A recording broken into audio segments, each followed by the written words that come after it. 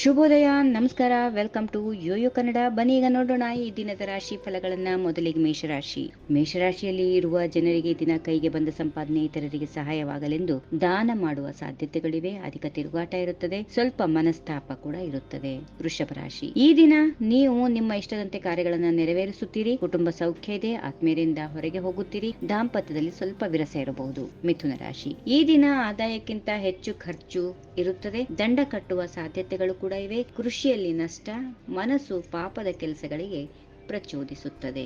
ಕಟಕ ರಾಶಿ, ದಿನ ಪ್ರಿಯ ಜನರ ಭೇಟಿ ಇದೆ. ಆಲಸ್ಯ ಮನೋಭಾವ, ಕಾರ್ಯ ವಿಘಾತ, ವಿವೇಚನೆ ಇಲ್ಲದೆ ಮಾತನಾಡಲು ಹೋಗಬೇಡಿ.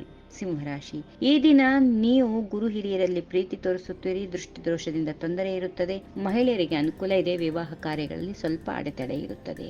ಕನ್ಯಾ ರಾಶಿ, ಈ ದಿನ ಸ್ಥಿರಾಸ್ತಿ ಸಂಪಾದನೆ, ಆಹಾರ ಸೇವನೆಯಲ್ಲಿ ವ್ಯತ್ಯಾಸ, ವಾಣಿಜ್ಯ ರಂಗದವರಿಗೆ ಲಾಭ, ಅಪವಾದ, ನಿಂದನೆ ಇರುತ್ತದೆ, ಎಚ್ಚರ. ತುಲಾ ರಾಶಿ, ಈ ದಿನ ನಿಮ್ಮ ಪ್ರಯತ್ನಕ್ಕೆ ಉತ್ತಮ ಫಲ ಇದೆ. ಆರ್ಥಿಕ ವ್ಯವಹಾರಗಳಲ್ಲಿ ಲಾಭ, ಸ್ತ್ರೀಯರಿಗೆ ಶುಭ, ವ್ಯಾಪಾರ ವಹಿವಾಟು ಉತ್ತಮ. ಇನ್ನು ವೃಶ್ಚಿಕ ರಾಶಿ, ಈ ದಿನ ಪಾಪ ಬುದ್ಧಿ, ವೃಥ ತಿರುಗಾಟ, ಕೈ ಹಾಕಿದ ಕೆಲಸ ಕಾರ್ಯಗಳಲ್ಲಿ ಅಡಚಣೆ, ಕಾರ್ಯ ಸಾಧನೆಗಾಗಿ ತಿರುಗಾಟ, ಅಲ್ಪ ಪ್ರಗತಿ. ಧನುಸು ರಾಶಿ, ಈ ದಿನ ವಾದ ವಿವಾದಗಳಿಂದ ಕಲಹ ಆಗುವ ಸಾಧ್ಯತೆಗಳಿವೆ. ಆರ್ಥಿಕ ಪರಿಸ್ಥಿತಿ ಸ್ವಲ್ಪ ಬಿಕ್ಕಟ್ಟಿನಲ್ಲಿರುತ್ತದೆ. ಮನಃಶಾಂತಿ, ದಾಂಪತ್ಯದಲ್ಲಿ ಬಿರುಕು, ದೂರದ ಪ್ರಯಾಣ.